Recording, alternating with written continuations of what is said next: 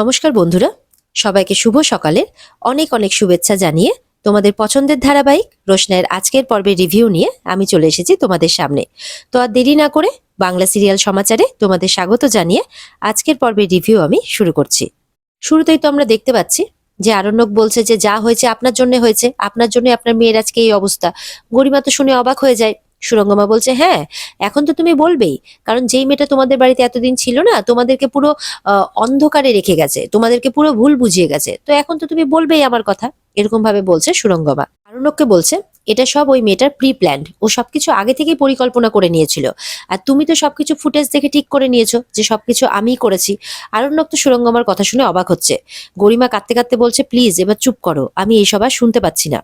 নীলাব্জ বলছে সুরঙ্গমা এবার দয়া করে তুমি চুপ করো, তুমি আর এই জটিলতা বাড়িও না, মেয়েটাকে একটু শান্তি দাও, ওকে সেরে উঠতে দাও।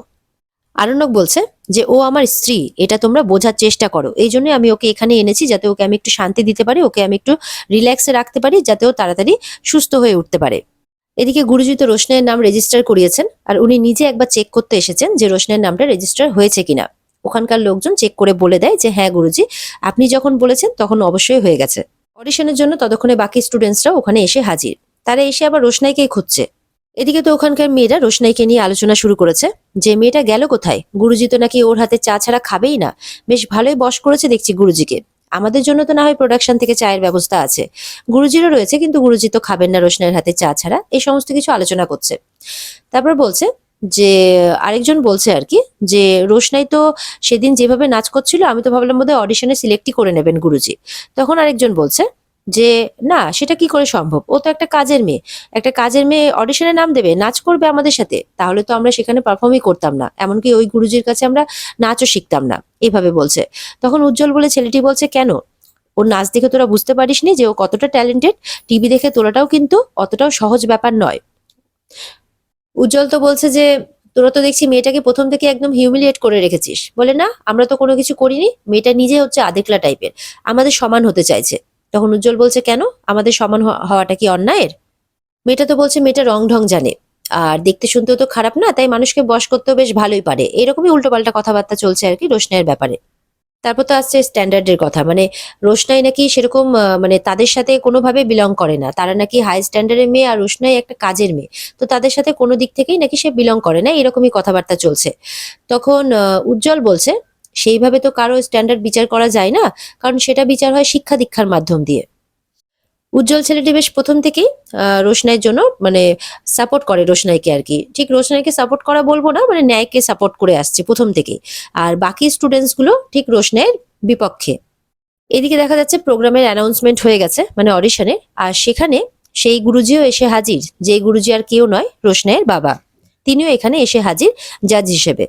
এবার দেখা যাচ্ছে যে অ্যানাউন্সমেন্ট হয়ে গেছে আর ডান্স পারফরমেন্সও শুরু হয়ে গেছে। একের পর এক পার্টিসিপেন্টদের পারফরমেন্স চলছে আর কি। আর এদিকে তো দেখা যাচ্ছে সুরঙ্গমা এখনো তার মেয়েকে সেই রোশনাইকে নিয়ে একই কথা বলে যাচ্ছে যে আমি জানি যে তুমি তোমার অপমানের যোগ্য জবাব একদিন দেবেই। আরণ্যক বলছে যে আপনি এখন গরিমাকে লড়াই করতে বলছেন, প্লিজ আপনার কাছে হাত জোর করে রিকোয়েস্ট করছি, ওকে সুস্থ হতে দিন, ওকে একটু শান্তি দিন, এইভাবে বলছে আর কি আরণ্যক। বারবার করে রিকোয়েস্ট করছে আরণ্যক যে ও একটা মেন্টাল ট্রমার মধ্যে দিয়ে যাচ্ছে, আপনাকে, আপনার কাছে আমি রিকোয়েস্ট করছি দয়া করে আপনি ওর টেনশনটা আর বাড়িয়ে দেবেন না। আরণ্যকের মা বলছে যে এটা তুমি কি করছো বাদশা, তুমি ওনার সাথে এরকম ব্যবহার কেন করছো, ওনারা আমাদের বাড়ির গেস্ট, আমাদের বাড়িতে এসেছে না, তুমি এরকম ব্যবহার করছো। তখন আরণ্যক বলছে আমি তো কিছুই করিনি মা, যা করছেন তো সুরঙ্গমা আন্টি করছেন। আরণ্যক বলছে যে গরিমার মাথার মধ্যে কেন এই অবস্থাতে এই সমস্ত কথাবার্তা ঢোকানো হচ্ছে। তখন সুরঙ্গমা বলছে ও রোশনাইয়ের ব্যাপারে বলছি বলে তোমার গায়ে লাগছে। তখন আরণ্যক বলছে রোশনাই তো এখানে নেই, তাহলে ওর ব্যাপারে কথাবার্তা হচ্ছেই বা কেন। এরপরে জাহ্নবীও যখন বলছে আরণ্যককে যে তুমি কেন এখন এই সমস্ত কথাবার্তা বলছো, রোশনের ব্যাপারে কথা বললে তোমার এরকমটা হচ্ছেই বা কেন। তখন আরণ্যক কোনো কিছু বলতে গেলে এবার গরিমা কিন্তু আবার কান্নাকাটি শুরু করে যে প্লিজ, আর আমার এসব সহ্য করতে ভালো লাগছে না, দরকার পড়লে তোমরা আমাকে এমন জায়গায় পাঠিয়ে দাও যেখানে রোশনাই নামেরই কেউ নেই। তখন বাবলু বলছে তুমি চিন্তা করো না মা, রোশনাই বলে মেয়েটা আর কোনোদিনও এই বাড়িতে আসবে না, তোমার সামনেও আসবে না, আর বাদশার হয়ে না হয় আমি তোমার কাছে ক্ষমা চাইছি। এরকম ভাবে গরিমাকে বোঝানো হচ্ছে যাতে তার মনটা ঠিক থাকে। গরিমা যখন খুব কান্নাকাটি করছে তখন এবার ঠাম্মি বোঝাচ্ছেন যে দেখো মা, তুমি এই বাড়ির লক্ষ্মী, তুমি এই বাড়ির বউ, আর তুমি এই বাড়িতে বউ হিসেবে নয় মেয়ে হিসেবে থাকবে। রোশনাইকে নিয়ে তুমি কোনো চিন্তা করো না, ও এই বাড়ি থেকে চলে গেছে, ও আর কখনো ফেরত আসবে না এই বাড়িতে। এদিকে দেখা যাচ্ছে যে এবার যার পারফর্ম করার পালা সে আর কেউ নয়, সে হচ্ছে রোশনাই। রোশনাইকে তো স্টেজে ডাকা হয়। রোশনাই স্টেজে আসতেই বাকি স্টুডেন্টসরা কিন্তু অবাক হয়ে যায়। আর সব থেকে বেশি অবাক যে হয় সে হচ্ছে গুরুজি, মানে রোশনাইয়ের বাবা। তখন রোশনাই যে নতুন গুরুজি, মানে যিনি গ্রুমিং করিয়েছেন, তিনি বলছেন, কি ব্যাপার গুরুজি, আপনি কি রোশনাইকে চেনেন আগে থেকে? বলে, না না, আমি চিনবো কি করে। বলে, না, আপনি হঠাৎ করে চমকে উঠলেন তো ওকে দেখে, সেই কারণেই বললাম আর কি। গুরুজি জিজ্ঞাসা করছেন যে, আচ্ছা, এর নামটা কি তুমি রিকমেন্ডেড করেছো? বলে, হ্যাঁ, আমি করেছি, আমারই ছাত্রী, আমি ট্রেনিং দিয়েছি। তো বলছে যে, ট্রেনিংটা কোথায় দিয়েছো তুমি, মুম্বাইতে? বলে, হ্যাঁ, আমার গ্রুপ সব মুম্বাইয়েরই, তো আমি ট্রেনিংটাও মুম্বাইতেই দিয়েছি। মানে গুরুজির মনে অনেক প্রশ্ন আছে আর কি, যে রোশনাই তো ছিল কলকাতাতে, সে হঠাৎ করে মুম্বাই কিভাবে এলো? আর এলো তো এলো ডাইরেক্ট একেবারে এই গুরুজির কাছে সে শিক্ষা নিয়ে, মানে ট্রেনিং নিয়ে সরাসরি এত বড় কম্পিটিশনে, এটা ওই গুরুজির কাছে খুব আশ্চর্যজনক, সেই জন্য বারবার করে প্রশ্ন করছে। এবার তো রোশনের বাবা যিনি আবারও প্রশ্ন করছেন যে, আচ্ছা, একটা কথা বলো তো, ও কি তোমার স্টুডেন্ট?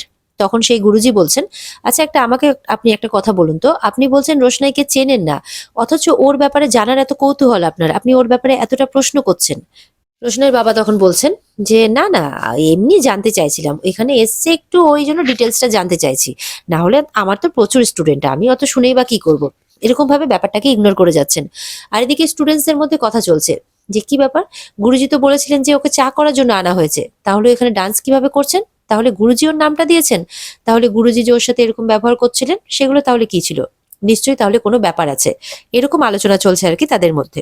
এদিকে গরিমাকে খাওয়ার জন্য জোর করা হচ্ছে, কিন্তু গরিমার তো মনের অবস্থা ভালো না, সে কিছুতেই খাবে না। বলে, আমার খিদে নেই, আমাকে খাওয়ার জন্য কেউ জোর করবে না। তখন আরণ্যক বলছে, তোমার শরীরের অবস্থাটা তুমি দেখেছো তো, না খেলে কিভাবে হবে?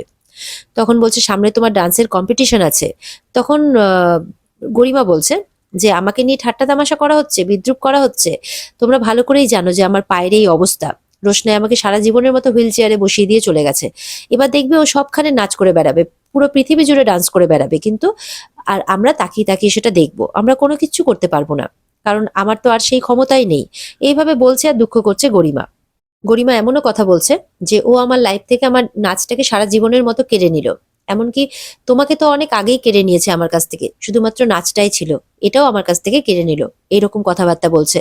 গরিমার মুখে এরকম কথাবার্তা শুনে কিন্তু বাড়ির সবাই একটু অবাক হয়ে যায়, যে তার মনটা এখন কতটা পরিমাণে খারাপ হয়েছে, সে মনে মনে এখন কত কিছু ভেবে নিয়েছে। আরণ্যক বলছে, কি বলছো তুমি, আমি তোমার নেই? তখন রাজা বলছে যে, আরণ্যক কিন্তু সারাক্ষণ হসপিটালেই পড়েছিল তোমার জন্য, বাড়িতে শুধুমাত্র ড্রেসটাই চেঞ্জ করতে এসেছে। বাবলু বোঝাচ্ছে, তুমি আর চিন্তা করো না মা, অশুভ শক্তি তোমার কাছ থেকে চলে গেছে অনেক দূরে, আর তোমার কাছে ফিরে আসতে পারবে না। এখন তোমরা সুখে শান্তিতে ঘর করো, আর আমরা কিচ্ছু চাই না। সবাই মিলে তো গরিমাকে বোঝানোর চেষ্টা করছে। এদিকে মিষ্টু তো খুব খুশি, বলছে যে, তুমি আমাদের বাড়িতে থাকবে এখন থেকে, বাড়ির পুরো পরিবেশটাই বদলে যাবে, খুব মজা হচ্ছে, এইভাবে বলছে। ঠাম্মিও অনেক ভালো কথা বলছে, বলছেন যে, হ্যাঁ, তুমি আসাতে আমাদের সবার মনটা কিন্তু আনন্দে ভরে গেছে। বাবলু বারবার করে বোঝাচ্ছে, তুমি আমাদের বাড়ির লক্ষ্মী, আর এবার এই লক্ষ্মীকে আমরা খুব ভালো করে, খুব যত্ন করে রাখবো। আর তুমি হচ্ছে একজন উজ্জ্বল নক্ষত্র, তোমাকে তো জ্বলে উঠতেই হবে। বলছে, তুমি দেখো, তুমি ডান্স পারফরমেন্সও করবে, আর খুব ভালো পারফর্মও করবে। তুমি কিন্তু সব সময় তোমার সাথে বাদশাকে পাবে, বাদশা সবসময় তোমার সাথে থাকবে। এইভাবেই গরিমাকে বোঝানো হচ্ছে। এদিকে অ্যানাউন্সমেন্টের পর শুরু হয়ে যায় রোশনাইয়ের পারফর্ম করা। রোশনাই ডান্স করতে শুরু করে দেয়। দেখা যাচ্ছে রোশনাইয়ের পারফরমেন্স দেখে কিন্তু ওখানে জাজেসরা সবাই খুব খুশি হয়ে যায়, সবার খুব ভালো লাগে রোশনাইয়ের পারফরমেন্স, সবাই বেশ হাততালি দিয়ে ওঠে। আর এখানেই আজকের পর্ব শেষ হয়ে যায়। তো বন্ধুরা, এই ছিল আজকের পর্বের রিভিউ। যদি তোমাদের ভালো লেগে থাকে তাহলে অবশ্যই কিন্তু পর্বকে লাইক, কমেন্ট আর সাবস্ক্রাইব করতে কিন্তু একদম ভুলবে না। তোমাদের সাবস্ক্রিপশনের উপরেই কিন্তু নিত্যদিনের আপডেট পাওয়াগুলো নির্ভর করছে। আর আজকের পর্বের বিস্তারিত যদি তোমরা দেখতে চাও তাহলে অবশ্যই স্টার জলসার পর্দায় কিন্তু সবাই নজর রাখবে যথাযথ সময়ে। তাহলে দেখা হচ্ছে আগামীকালকে নতুন পর্বের রিভিউ নিয়ে। ততক্ষণ সবাই ভালো থাকবে, সুস্থ থাকবে, আর সবাইকে ভালো রাখার চেষ্টা করবে। টাটা।